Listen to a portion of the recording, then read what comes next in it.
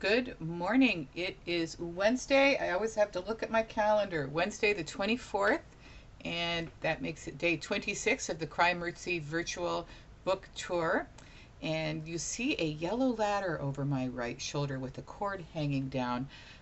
That's because my brother is here and he is rewiring my attic. We're getting some insulation put in probably in August, and they can't legally put it in over.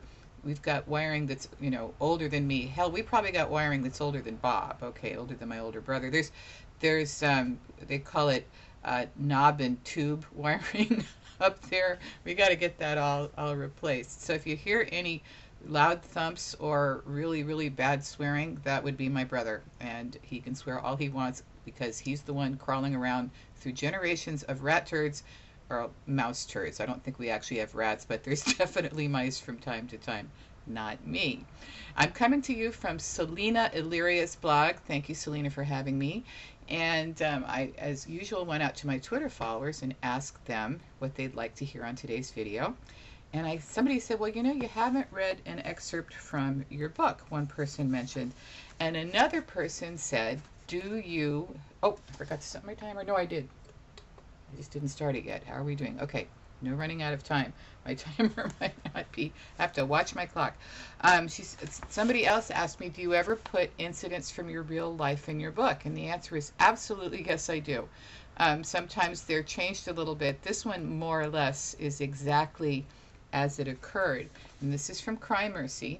And in this, I have them going to a diner.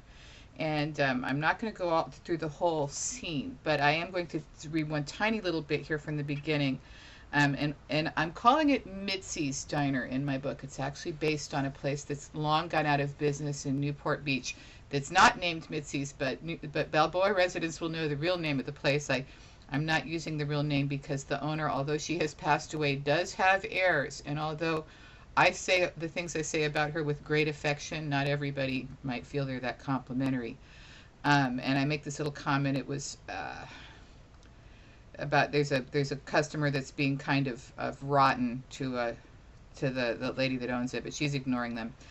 And he now aimed a scowl at Mitzi's back. My eye followed her to where a sign was posted on the wall above her short gray hair, next to the 50s era wall clock. This isn't Burger King. You get it my way or you don't get the son of a bitch. Yes, that sign really was on the wall of the diner that I'm talking about. So later in the scene, this is a real incident that happened. A friend of mine was a waitress at the unnamed diner, and this is a real incident that occurred at the diner. Who's got the waffles? Our waitress, looking harassed, hovered over us, arms full of carefully balanced dishes. Tino raised his hand and she plopped the fruit-laden plate in front of him. Grant and I had ordered the same thing and she slid the identical omelets in front of us. Could I get some water? I asked before she had a chance to rush off. Sure, she replied, reaching for a pitcher on the nearby wait station. Oh, and I forgot your blueberry syrup. She smiled brilliantly at Tino, who had stopped glaring at Grant long enough to favor her with his best Antonio Banderas grin. Just a minute, said a voice behind her. We were here before those people, and we don't have our breakfast yet. It was the tourist from the next table, and he pointed to the pass-through window where several plates sat under heat lamps. I think those are ours. If you let them sit there, the eggs will get rubbery. I'll get them right away, sir, she said, breaking eye contact with Tino with apparent reluctance. As soon as I get this gentleman's syrup. She started towards the counter, away from the pass-through, when the man's hand shot out to restrain her. You'll get it now or I'll complain to the owner. The man's voice took on a tone I associated with some of the more abusive foster parents I'd known over the years. Please let go of my arm, sir. The asshole ignored her and, in fact, seemed to be trying to compel her to turn towards the pass-through. I don't know why our hotel recommended this place, he went on. This has got to be the worst service I've ever seen. I asked you to let go of my arm, sir. The waitress's voice had grown shrill, and heads were starting to turn in our direction. Both Tino and Grant seemed about to get out of their seats and intervene, but the jerk was oblivious. And at these prices, you'd expect a little class, not some bimbo waitress who can't even... Hey! The man shrieked as the waitress dumped the pitcher of ice water, which she was still holding in her other hand, directly into his lap. A collective gasp went up from the rest of the customers, and I caught a flash of movement as Mitzi, now standing behind the register, quickly lowered her head to stare into the cash drawer. I caught the hint of a grin before her face took on a neutral expression. The outraged man was on his feet, sputtering, completely ignoring his hapless wife's effort to calm him down. He pushed past the waitress, who narrowly missed landing in grand slap, and stomped over to stand in front of Mitzi. She didn't look at him. "Did you see that? What that idiot waitress did to me?" "Nope." Mitzi continued counting her money, her concentration on the bills. "She dumped a pitcher of ice water on me." The man fairly vibrated with rage. Mitzi's fingers never paused as she shuffled more in bills, and she still didn't look up. "You must have pissed her off." The entire room broke into laughter, and the outraged customer seemed to reach a level of anger that rendered him speechless. Gesturing to his wife, he pointed to the door and then stomped out of it. She followed him silently. Mitzi finished her counting and closed the cash drawer and finally lifted her head.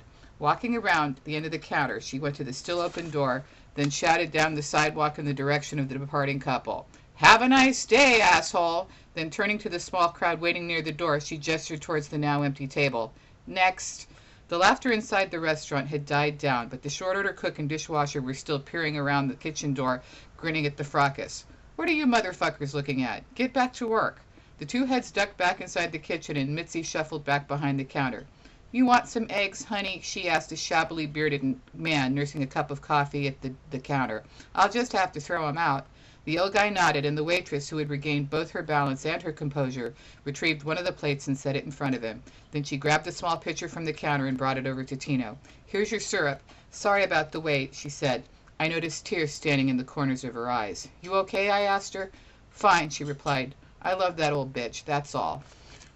I have to laugh because my friend worked there. People went into this particular diner just hoping something would set the owner off. She was so incredibly profane, and her attitude was there was a line around the block to get in every day. So if you didn't like, if there was something you didn't like, that really was not her problem. There were customers out there to replace you. And the food was fantastic. So anyway, yeah, I try to put a lot of the flavor of the town of Balboa into the story. That was a little interruption in the middle of a very heated discussion about the major plot of the story. So, but I do that a lot, and you can get away with that if it makes sense and if the stories are fun. But I love Balboa. I hope you'll all visit it. Okay, I'm going to go ahead and do today's tarot reading, and my tarot reading today is for Jackie Gabriel, who is from Berlin, Germany. Yes, you see feet on the ladder behind me. Here he is, going up the stairs, disappearing into the ceiling. Oh, coming back down. Okay. Trying to be quiet. You can say hi, Bob. It's okay. All right. And I'm going to do this tarot reading. And we have...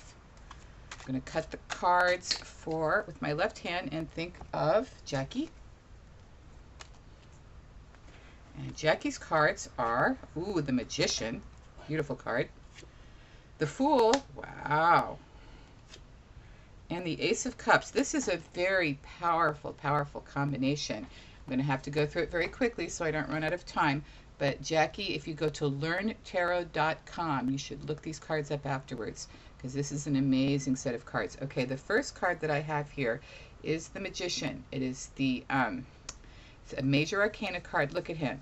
See, he's got these four things at his command: the wands, the cups, the swords, and the pentacles. This is an action card. This is saying you have the tools you need to do the things you need to do, and go ahead and take action and go for that goal, because you've got the power over all of those aspects. Okay, now then in the center, but before you do that, don't forget to have a little fun, because you've got my very favorite card in the tarot deck, the Fool. Look at the Fool. He's the Zero card.